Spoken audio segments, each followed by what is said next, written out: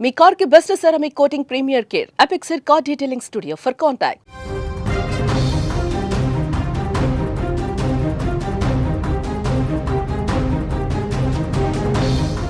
రాష్ట్రానికి మరో తుఫాను ముప్పు పొంచి ఉంది. ఆగ్నేయ బంగాళాఖాతంలో శనివారం అల్పపీడనం ఏర్పడేటువంటి అవకాశం ఉందని వాతావరణ శాఖ తెలిపింది. ఆ తర్వాత 48 గంటల్లో ఇది పశ్చిమ వాయువ్య దిశగా కదులుతూ వాయుగుండంగా బలపడేటువంటి అవకాశం ఉందని పేర్కొంది. నైరుతి బంగాళాఖాతంలో తుఫానుగా బలపడుతుందని కూడా నిపుణులు అంచనా వేస్తున్నారు. ప్రస్తుతం నైరుతి బంగాళాఖాతంలో అల్పపీడనం కొనసాగుతుంది.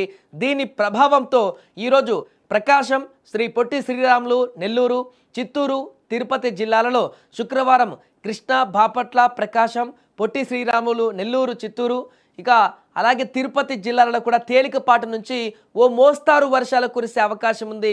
ఇక రేపు కృష్ణా, బాపట్ల, ప్రకాశం, నెల్లూరు, చిత్తూరు, తిరుపతి జిల్లాలలో అక్కడక్కడ తేలికపాటి నుంచి మోస్తారు వానలు కురిసే అవకాశం ఉందన్న విపత్తుల నిర్వహణ సంస్థ ఈ రకంగా తెలిపింది. అలాగే రాష్ట్రంలోని పలు ప్రాంతాలలో శని, ఆదివారాలలో ఈ యొక్క మోస్తారు నుంచి తేలికపాటి వర్షాలు, మంగళవారం కొన్ని చోట్ల భారీ వర్షాలు కురిసేటువంటి అవకాశం ఉందని కూడా అమరావతి వాతావరణ కేంద్రం తాజాగా పేర్కొంది.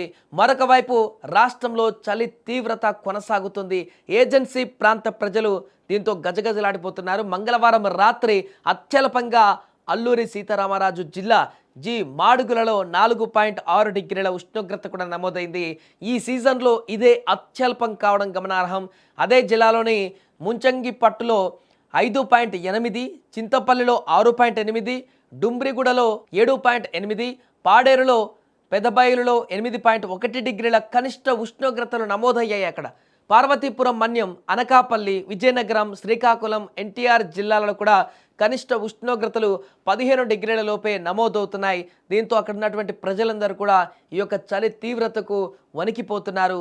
ఇంకొన్ని రోజుల పాటు ఇదే రకమైనటువంటి చలి తీవ్రత కూడా ఉందంటూ చెప్తున్నారు. ఈ నేపథ్యంలో ప్రజలు అప్రమత్తంగా ఉండాలంటూ కూడా చెప్తున్నారు. దానికి తోడు ఇప్పుడు అల్పపీడనం తుఫానుగా మారేటువంటి అవకాశం కనిపిస్తున్న నేపథ్యంలో మరొకసారి దాని తీవ్రత అధికంగా ఉంటే కనుక ప్రజలు మరొకసారి అలర్ట్ కావాల్సిన పరిస్థితి ఉంది. మొన్న కొద్ది రోజుల క్రితం ఇప్పటికే మోతా తుఫాను ప్రభావంతో చాలా జిల్లాలు కూడా దాని యొక్క ప్రభావాన్ని ఎదుర్కొన్నాయి. ఇప్పుడు మరలా అంత భారీ స్థాయిలో కాకపోయినా వర్షాభావ పరిస్థితులు అయితే అధికంగా ఉండే అవకాశం ఉంది. కాబట్టి ప్రధానంగా ఇప్పుడు చెప్పుకున్న కొన్ని జిల్లాలలో అయితే దాని ప్రభావం మరింత ఎక్కువగా ఉంటుంది. కాబట్టి ఆ జిల్లాల ప్రజలు అప్రమత్తంగా ఉండాలి. దీంతో పాటు విపరీతంగా పెరిగినటువంటి చలి తీవ్రత కూడా ప్రజలు అప్రమత్తంగా ఉండాల్సిన అవసరం ఉంది. దీని కారణంగా ముఖ్యంగా చిన్నపిల్లలు, మహిళలు, వృద్ధులు ఈ యొక్క పెరిగిన చలి కారణంగా ఆస్తమా లాంటి ఉన్నటువంటి వ్యక్తి అయితే మరీ జాగ్రత్తగా ఉండాల్సిన పరిస్థితి ఉంది.